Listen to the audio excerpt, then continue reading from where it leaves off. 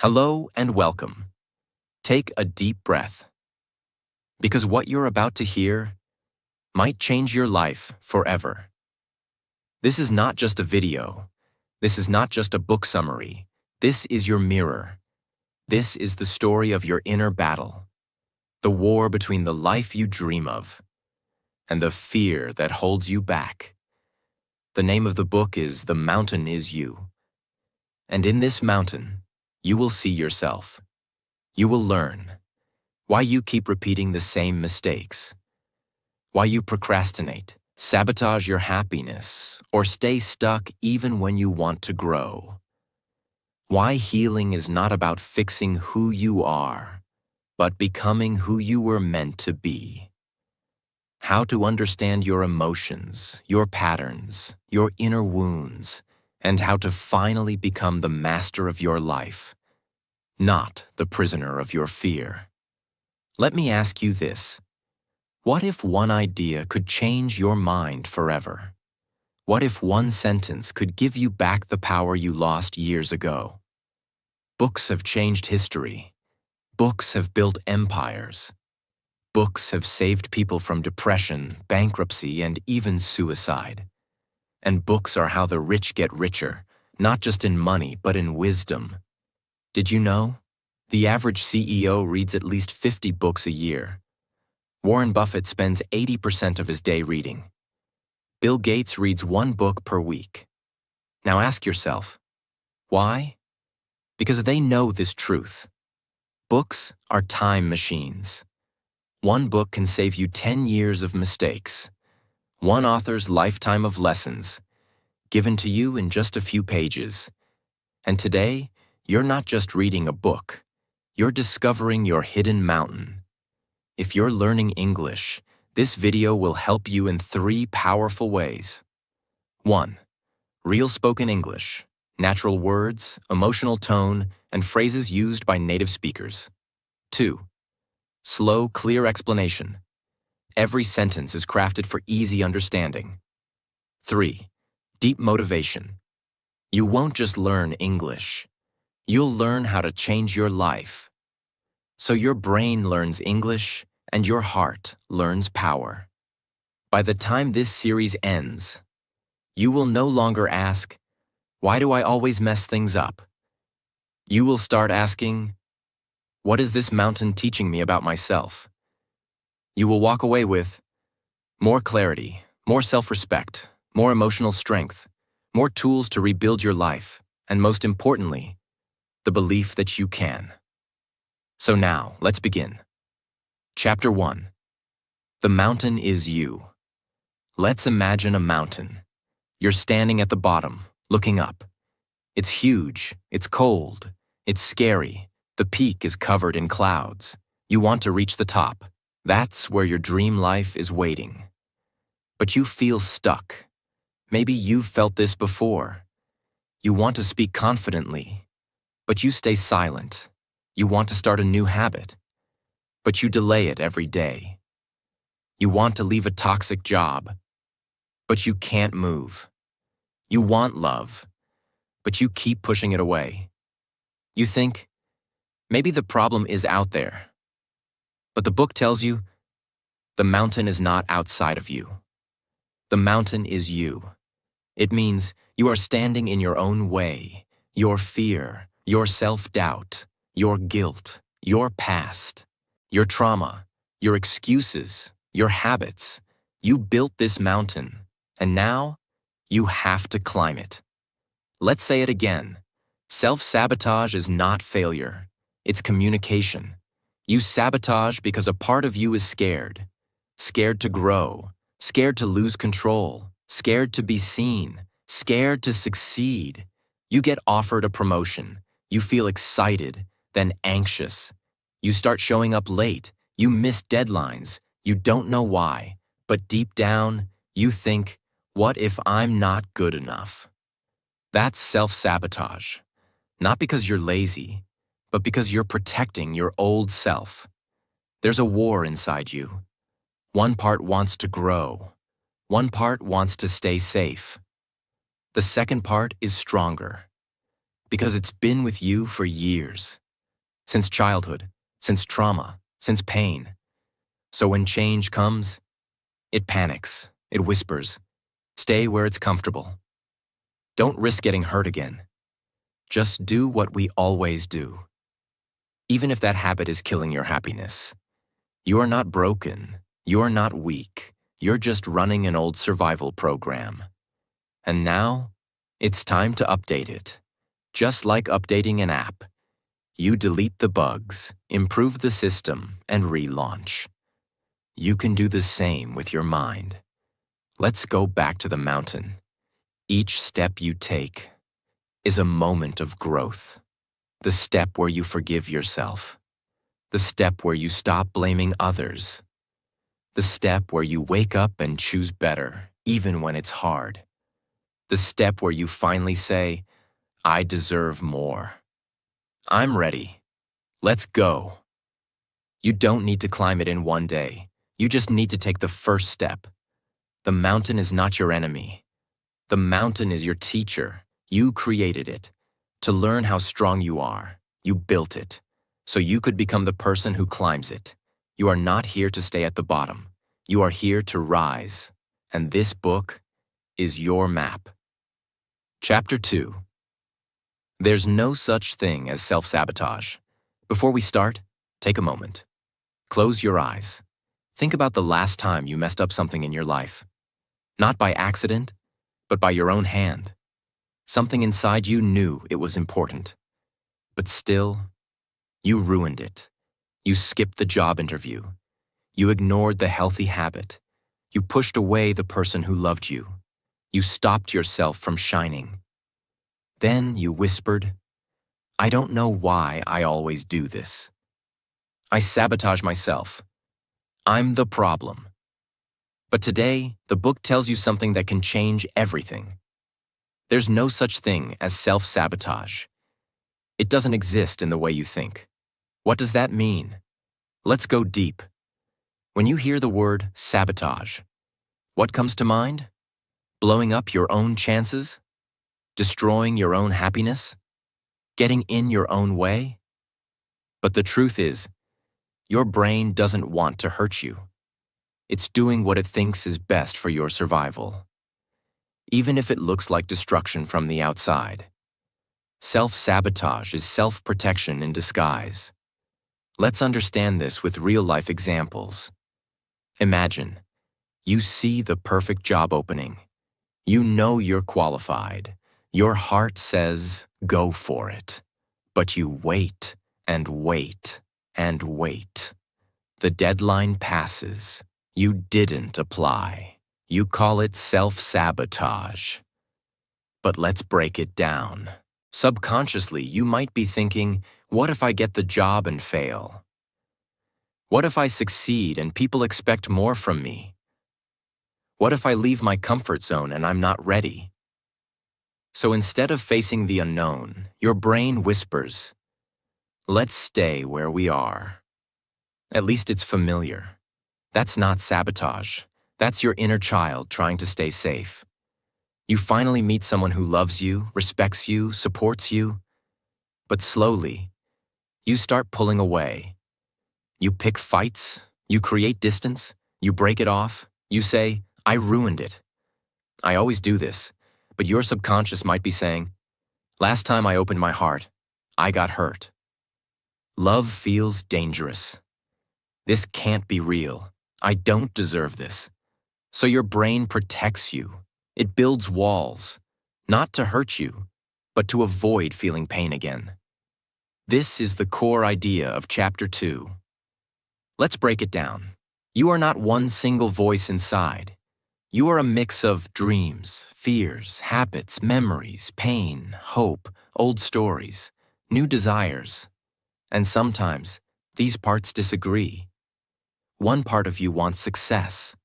Another part of you is scared of what success will change. One part of you wants love. Another part of you is terrified of being abandoned again. This creates a conflict. It's not that you want to destroy your life. It's that one part of you is trying to protect the life you've already survived. Your subconscious doesn't care about growth. It only cares about familiarity. It asks one question: have we felt this before and survived it? If yes, it keeps repeating it, even if it's unhealthy, even if it hurts you, even if it's a dead end. That's why some people keep choosing bad partners, stay in toxic jobs, avoid taking risks, reject success, repeat old patterns, not because they want pain, but because pain feels more familiar than peace. Let's say you're trying to speak English in public. You know your grammar. You've practiced your lines. But when it's time to speak, your throat closes. You freeze. You say nothing. You think, why do I sabotage myself? I've practiced so much. But inside, there's an older voice saying, what if they laugh? What if I make a mistake? What if I sound stupid and lose respect? That voice is scared, not of English, but of emotional pain. So your brain says, let's be quiet. That way, we stay safe. It's not sabotage. It's a protection mechanism based on your past experiences. If your house is on fire and a child is crying, do you yell at the child? No, you protect them. You hold them. You comfort them. The same way, you must hold your scared inner self with kindness, not judgment. Say, I see you. I understand why you're scared. But we're not in danger anymore. We can do this together. Ask yourself, what do I want? And what am I afraid of losing if I get it? Clarity is the first step to freedom. Instead of ignoring fear, talk to it. Say, fear, what are you trying to protect me from? Write the answer. You'll be surprised how much your subconscious is trying to help you, even in the wrong way. Instead of saying, I'm sabotaging everything, say, I'm learning to understand myself. I'm discovering the part of me that needs healing. Self-sabotage ends when your inner world feels safe enough to grow. Create rituals of safety. Meditation, self-talk, supportive friendships, journaling, coaching, or therapy. Learning new skills, like English. Reading books like this. When you feel safe, you stop sabotaging and start thriving. You are not broken. You are not lazy. You are not your mistakes. You are a story in progress, a healing heart, a rising soul, a person climbing the mountain they once built out of fear. There is no such thing as self-sabotage, only parts of you that need to feel safe, seen, and supported. The moment you stop punishing yourself and start listening to yourself, that's when transformation begins. Chapter 3. Your triggers are the guides to your freedom. Let's start with a simple question. What is a trigger? A trigger is not just something that annoys you. It's something that hurts you. Even when it seems small, it's when something outside you, a word, a situation, a sound, a person, suddenly wakes up a deep emotional pain inside you. It's when something tiny makes you feel huge anger, fear, sadness, jealousy, shame, and you don't understand why it feels so big. That is not just emotion. That is a trigger. Example, you text your best friend. They see the message, but don't reply for hours. You feel angry, anxious, rejected, not important, but it's just a late reply. Why so much pain? Because deep inside you might carry fear of abandonment, childhood wounds of being ignored, memories of rejection, old trauma where silence meant danger. So your friend's silence is not the problem. Your triggered memory is. Your triggers are not the enemy. They are road signs. They are messengers. They are showing you where your unhealed pain lives. In other words, What triggers you is trying to teach you something about yourself. So, what's the big secret of Chapter 3? Here it is. If you want freedom, don't avoid your triggers. Follow them. Understand them. Heal them. Triggers are not here to destroy you. They are here to show you where you still hurt, what you haven't accepted, what you truly need, what still controls you, and where your power is still locked away. You're working hard. You're proud of your progress. But someone says one small thing. You could have done it better. Or, why did you do it like this? Boom. You feel crushed, ashamed, defensive, like you're not good enough. But think, is their comment really that powerful? No. What's powerful is the wound it touched. Maybe your parents were always critical. Maybe your teachers made you feel like a failure. Maybe you always had to prove your worth to feel loved. So now every small criticism touches that old wound. That's your trigger. The book teaches us. Each time you get triggered, you get a key. A key to open the door of healing. A key to meet your past self. A key to free the part of you that's still hurting. So don't just say, I got triggered. I overreacted. Instead, say, wait, where did that pain come from? What part of me needs attention, love, or safety? Let's take an example close to your heart. You're trying to speak English. You watch someone on YouTube, fluent, confident, amazing accent. And suddenly you feel jealous, small, insecure, hopeless. You say, why can't I speak like that? I'll never be that good. Now pause. That emotion, that punch in the chest, is a trigger. What is it really saying?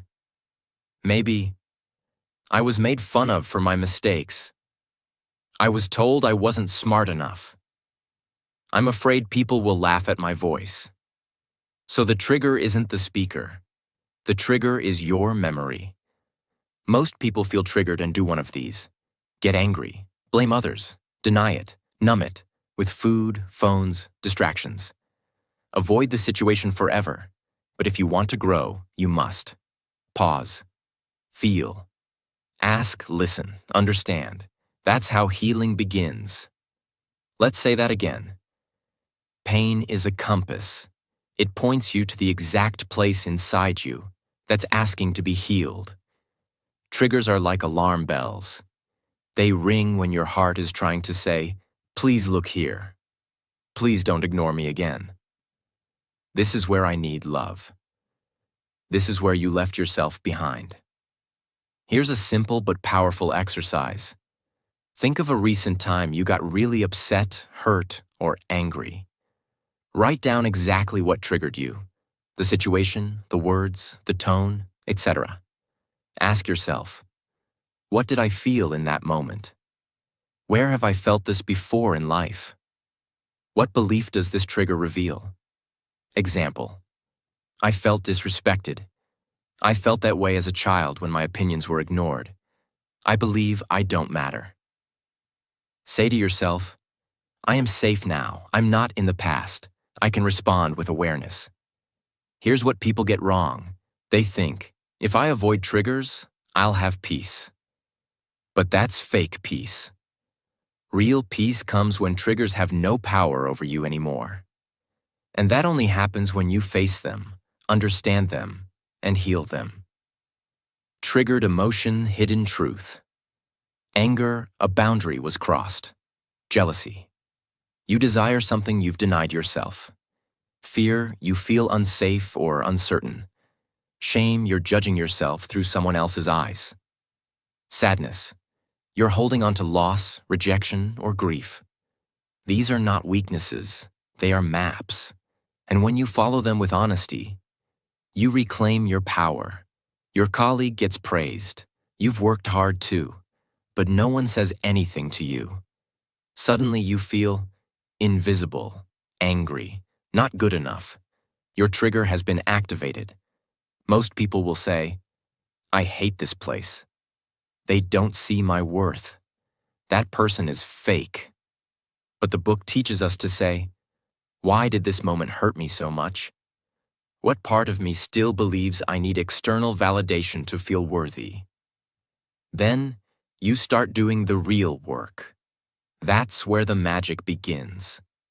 The goal is not to become untriggered.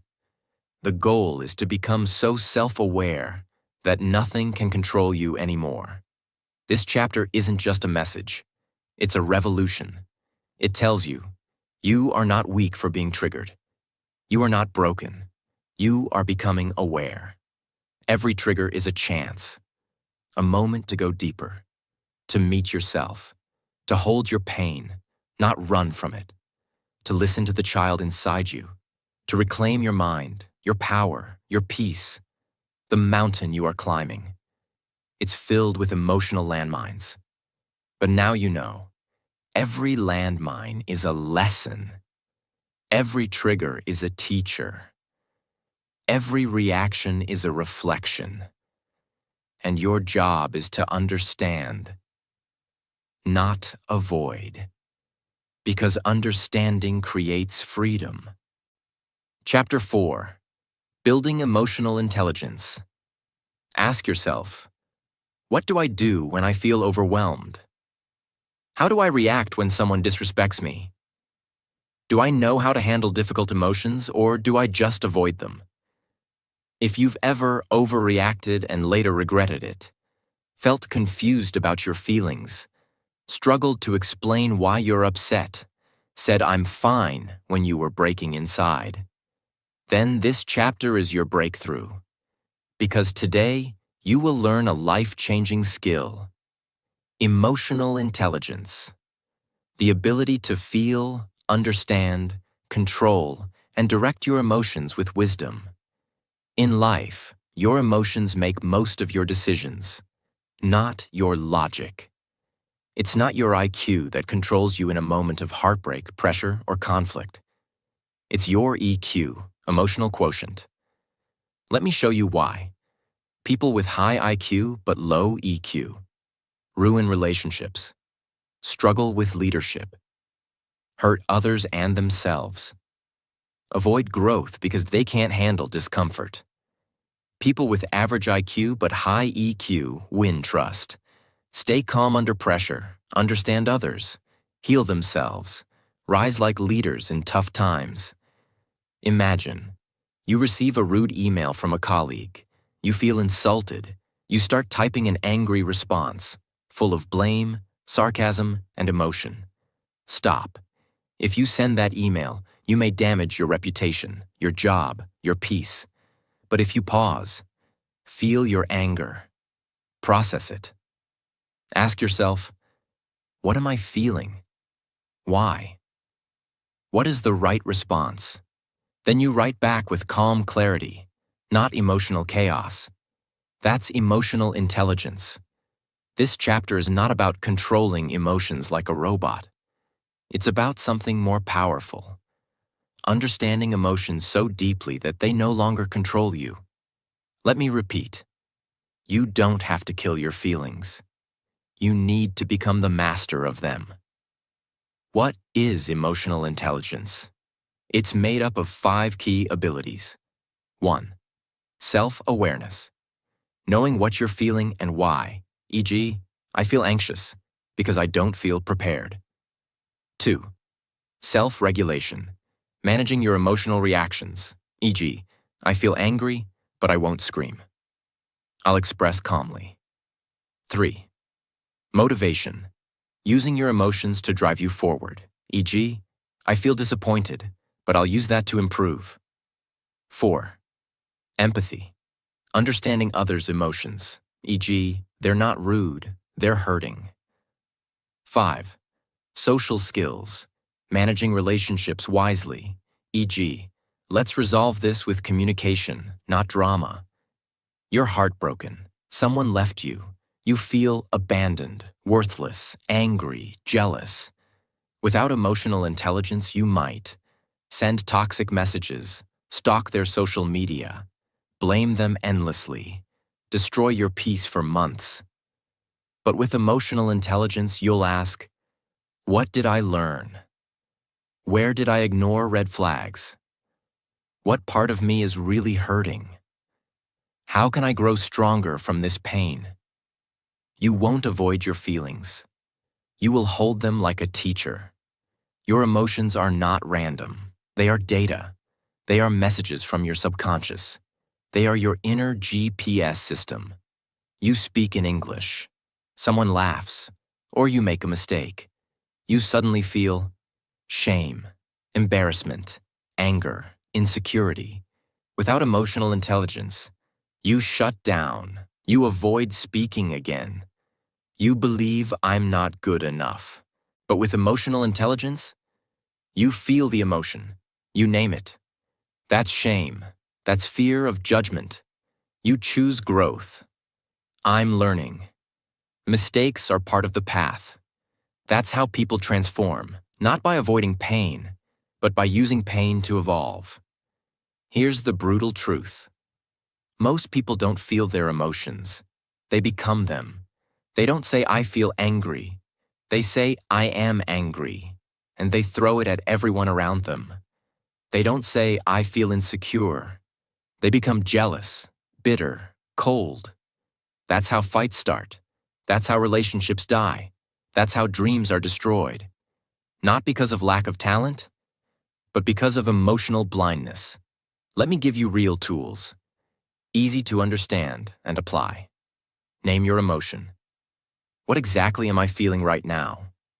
Not just bad or upset. Be specific. I feel rejected. I feel embarrassed. I feel forgotten. I feel disrespected. Naming the emotion is the first step to healing it.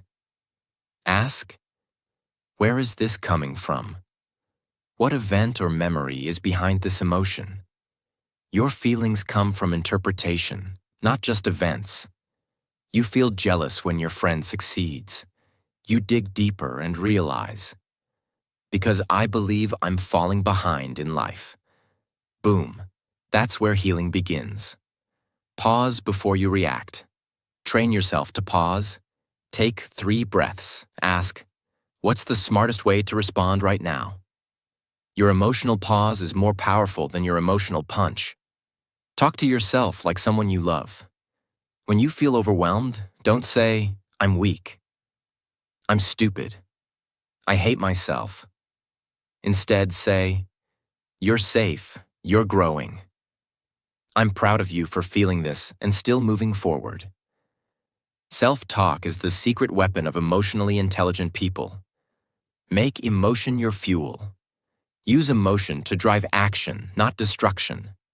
Feel disappointed? Work harder. Feel jealous? Learn the skills you admire. Feel anxious? Make a plan. Feel sad? Rest, recover, reconnect. Emotion equals energy. Direct it with purpose. If you don't understand your emotions, you will attack your partner for no reason. You will create distance when you need connection. You will ruin trust because you didn't heal your own wounds. If you do understand emotions, you'll speak instead of scream. You'll listen instead of defend. You'll grow instead of blame. This is how relationships thrive. Not by being perfect, but by being emotionally wise. Nobody is born with this. You learn it by failing, reflecting, practicing, healing, growing. Every time you feel something big, you're getting a chance to build EQ. Imagine, someone insults you in public. Your body wants to react, scream, cry, attack. But you pause, you breathe, you ask, what does this say about them, not me? What is the response that protects my peace? And you walk away with dignity. That is power. Emotional intelligence is not soft. It's not weak. It's not boring. It is the foundation of confidence, leadership, growth, healing, success.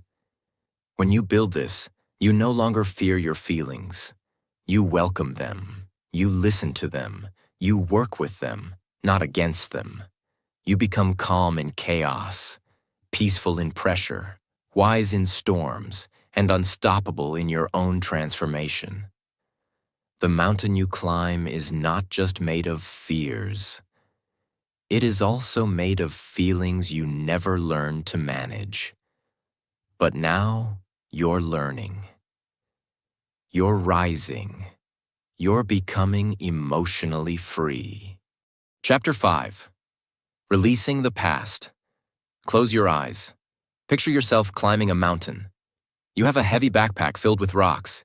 Each rock has a name written on it. Regret. Anger. Guilt. Old relationships. Missed chances. Who I used to be. You're trying to reach the top, but the bag is breaking your back. That bag is your past, and you will never reach the summit if you don't learn to let it go. Because it's not just memory. It's emotion trapped in time. Every event that hurt you left behind energy. Fear, shame, sadness, betrayal. Those emotions never disappeared. They just sank deeper inside you. So even when years pass, one small thing can reopen that old wound. The past doesn't live in history books. It lives in your nervous system. That's why you can move to a new city, change jobs, even meet new people, and still feel like the same old pain follows you everywhere. Because you brought it with you. You can't build a new life with old pain still in your hands. The purpose of pain is not to punish you. It's to teach you. Once the lesson is learned, you must release the experience. You're not supposed to carry the past. You're supposed to grow from it. Releasing doesn't mean forgetting. It doesn't mean pretending nothing happened. It means changing your relationship with it. You stop seeing yourself as the victim. You stop replaying the same story in your head. You accept that what happened cannot be changed, but what you become because of it can. For example, someone hurt you deeply. They lied, cheated, abandoned, or used you. You swore you'd never forgive them, but every time you think of them, your stomach tightens. That's not punishment for them. It's prison for you. Forgiveness doesn't mean what they did was okay. It means you're done letting it control you. The book teaches, you forgive not to free them. You forgive to free yourself. Your brain is designed to repeat what's familiar, even pain. It loves patterns. If you lived for years in fear, guilt, or trauma, that becomes your brain's comfort zone. So when you try to move on, your brain screams, "Wait, this is new, this is unsafe." That's why you relapse into old memories, old habits, old relationships. Not because you're weak, but because your mind hasn't learned what safety without suffering feels like yet. Letting go is not losing. Letting go is learning how to hold yourself instead of holding what hurt you. How to release the past, real, practical, beginner-friendly. Face it without editing. Stop running. Sit down and write everything that still hurts. Be brutally honest. Write letters you'll never send. Name the pain. Because what you don't face, you repeat. Find the lesson hidden inside. Every painful memory has a hidden seed of wisdom. Ask, what did this teach me about myself? What strength did this pain reveal? How did this break shape my character? Maybe the breakup taught you boundaries. Maybe failure taught you humility. Maybe rejection taught you resilience. The pain wasn't random. It was a curriculum. Released through ritual or action. You can't think your way out of emotional weight. You have to express it. Simple beginner-friendly ways.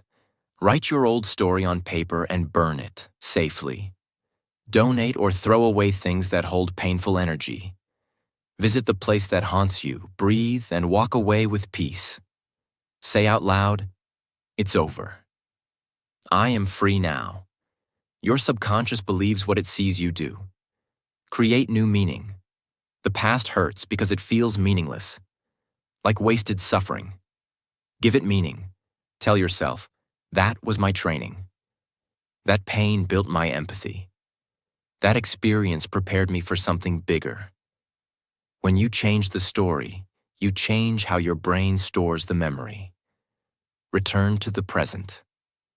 Every time you drift back to the past, anchor yourself in the present. Feel your heartbeat. Name 5 things around you. Breathe slowly. Say, I'm here. I'm safe. It's 2025, not 2015. The body remembers the trauma. You remind it of time. Imagine your heart as a glass of muddy water. You can't remove the dirt by shaking it. You remove it by adding clean water. New experiences, kindness, gratitude, purpose. Little by little, the mud settles. The water becomes clear again. That's what releasing the past feels like. Sometimes we cling to pain because it's the last connection to something we lost. You still replay old love songs because they remind you of someone.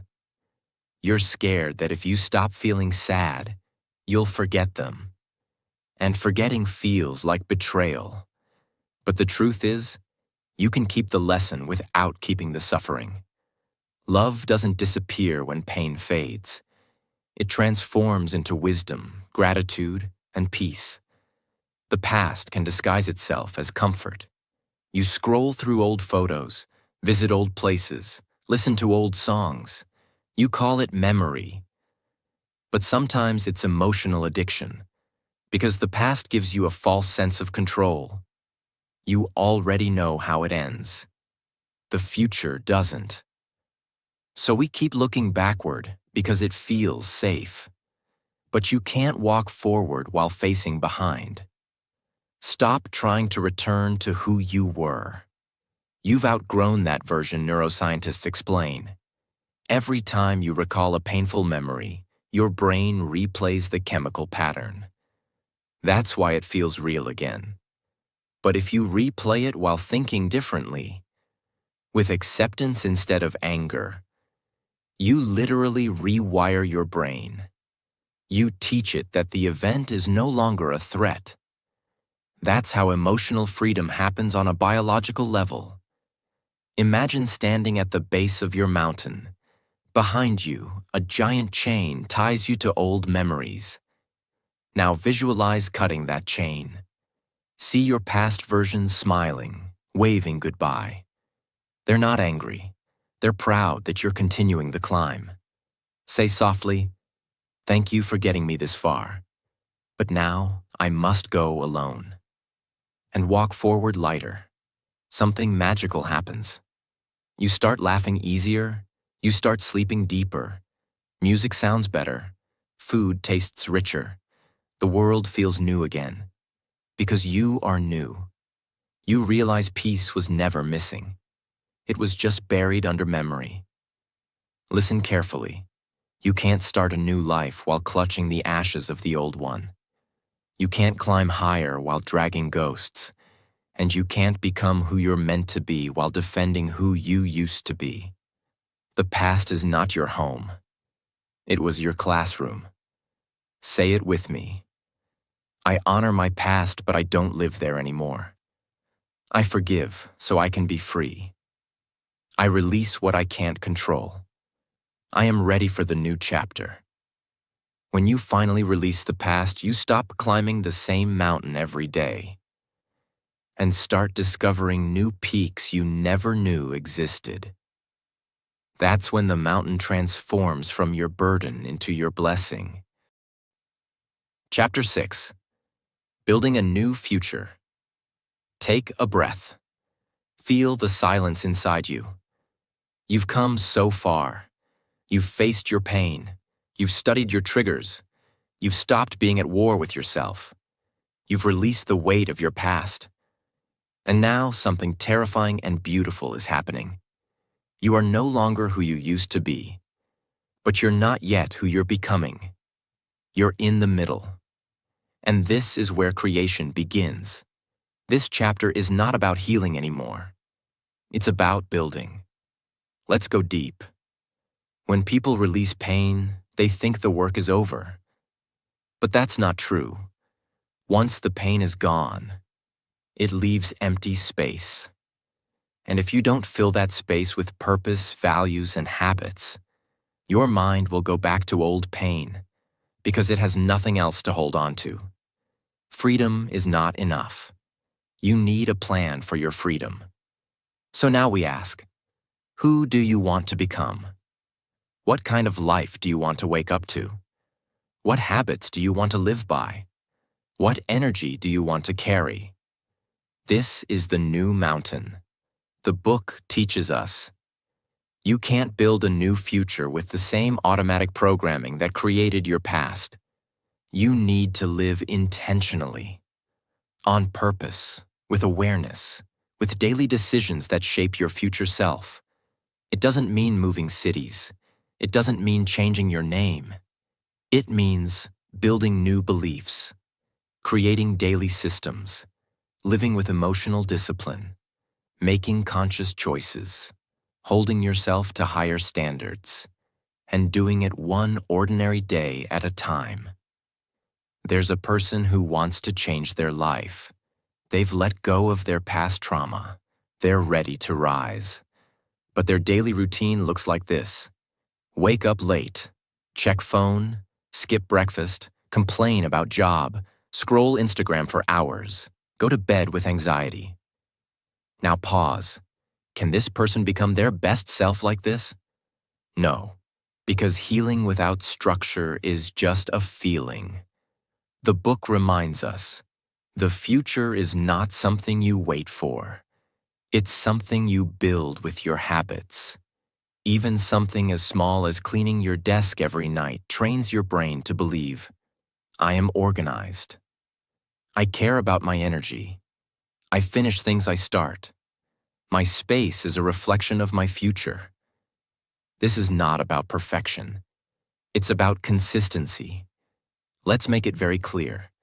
To build a new future, you need to master these 5 things. 1. Vision. You must know where you're going. I want to become a confident English speaker. I want to build a peaceful life. I want to love myself fully. This is your why. 2. Systems. Dreams without systems die. Want to write a book? You need a writing schedule? Want to be healthy?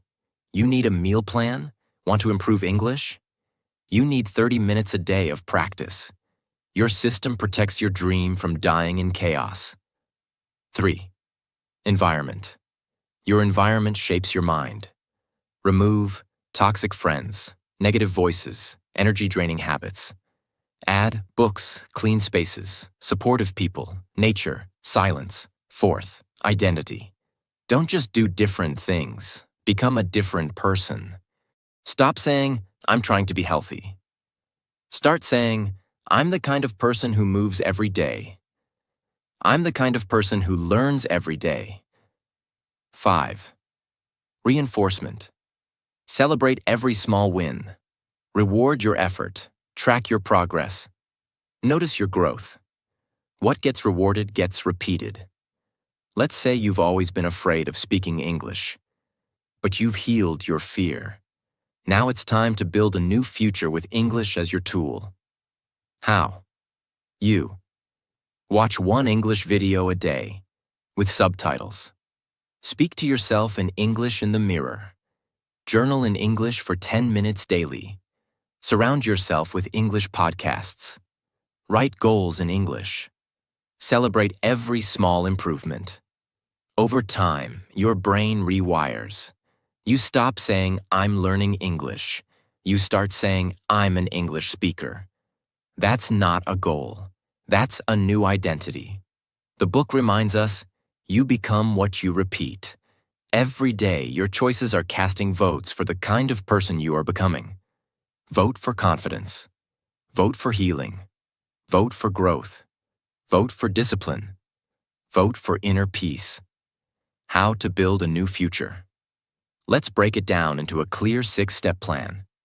Step 1. Write a new self-concept. Describe your future self. Not what you want to have, but who you want to be. Write in present tense. I am calm. I lead with love. I wake up early. I speak with clarity. I believe in my voice. I live with intention. Step 2. Design a future you day. How does your future self live one normal day? What time do they wake up? What do they eat? How do they speak? What do they say yes, no to? What do they read? How do they sleep? Now start living one small piece of that day. Every day. Step 3. Remove what doesn't align. If it's not part of the future you're building, let it go. This includes old routines, energy-draining people, wasted screen time, foods that make you tired, thoughts that weaken your spirit. Every no is a yes to your new future. Step 4. Build a morning system. Your first hour shapes your entire day. Start with movement, even 5 minutes. Silence or gratitude. English practice, listening/speaking. Review your goals. One powerful question. What is one thing I can do today that my future self will thank me for? Step 5. Track micro-wins. You don't need a big leap. You need 1% better every day. Spoke one full sentence in English? When slept on time? When said no to gossip? When did 3 minutes of meditation? When didn't respond with anger? When the new future is built in moments, not milestones. Step 6. Visualize daily. Close your eyes. See your future self walking, talking, living. Feel their peace. Stand like them. Speak like them. Be them. Your subconscious doesn't know the difference between reality and rehearsal. So rehearse greatness. Your new future is not waiting for you to be ready. It's waiting for you to begin. You've healed. You've let go. You've listened to your inner voice. Now it's time to build a life that fits your truth. Not the life your parents wanted. Not the life society forced. Not the life shaped by fear. But the life you would build if you weren't afraid of anything. If you believed in yourself fully. If you acted as your future self, starting today. Chapter 7. From self-sabotage to self-mastery. You wake up in a quiet room. No fear, no panic, no confusion. You feel a strange, peaceful strength inside you. You no longer second-guess everything you say. You no longer repeat the same painful habits. You no longer feel like your own worst enemy. You finally trust yourself. This is not a dream. This is what self-mastery feels like. This is who you were always meant to become. And today, this chapter will show you how to step into that version of you. Let's start with truth. Self-sabotage is when your emotions control you. Self-mastery is when you control your emotions. Self-sabotage is when your past decides your future. Self-mastery is when your vision creates your reality. Self-sabotage says, I'm not ready. I'm not good enough. I'll never change. Self-mastery says, I decide what happens next. I can rise higher than my story. My habits shape me, not my fears. Self-mastery is not about being perfect. It's about being in charge. You feel your emotions, but they don't break you. You meet problems with calm, not chaos. You follow through on your goals even on hard days. You don't need motivation. You have discipline. You choose response over reaction. You stay grounded even when life shakes. Let me say it simply. Self-mastery means you stop being controlled by fear, pain, or patterns, and start living from your highest truth. Because healing is not enough. Letting go is not enough. Even growth is not enough. Unless it leads to power. There comes a time when you stop searching and start becoming. This is that time. Imagine a man with great ideas, huge potential, and deep intelligence. But he never finishes what he starts. He blames the world for his failure. He wakes up late, gets distracted, and sabotages relationships. Now imagine someone else. Average talent. But wakes up early, keeps promises to themselves, learns daily, regulates emotions, builds slowly. Who wins? Not the genius, but the master of self. The book teaches, you don't rise by talent, you rise by character. Nobody is born with mastery. You don't just wake up strong, you build that version piece by piece. How? By choosing alignment, the 7 core pillars of self-mastery. 1. Radical self-honesty. Stop lying to yourself. Ask, what am I pretending not to know? Where am I blaming instead of changing? What truth am I scared to admit? You say you're too busy to exercise, but the truth is, you scroll 3 hours a day. Self-honesty is not shame. It's the start of power. 2. Responsibility without excuse. Self-mastery means you say, it's my life, my habits, my reaction, my responsibility. You stop saying, they made me angry. The world is unfair. I have bad luck. Instead, you ask, how can I respond better? What can I learn? What's in my control right now? That question is your weapon. 3. Emotional neutrality. Emotion is powerful, but it's not always truth. A mastered person says, just because I feel scared doesn't mean I'm in danger. Just because I feel tired doesn't mean I quit. Just because I feel unworthy doesn't mean I am. They don't obey emotion. They witness it, question it, and then choose. 4. Delayed gratification. Self-mastery is the art of doing what's right, not what's easy. You eat healthy when you want junk. You study when you want to scroll. You walk away when you want to argue. You sleep early when you want one more episode. That's how you build power quietly. 5. Mental discipline. Mastered people choose focus over feeling busy. They use their brain like a tool, not a sponge. They journal. They reflect. They limit distractions. They ask deep questions. They read. They think slowly, speak clearly. They don't fill their brain with noise. They sharpen it with silence. 6. Micro habits of self-respect. Self-mastery is not one giant breakthrough. It's 10,000 small acts of self-respect. Brushing your teeth on time. Cleaning your space. Not canceling on your commitments. Saying no without guilt. Showing up even when no one sees. Every small act says, I respect myself, and your brain believes what you do. 7. Identity alignment.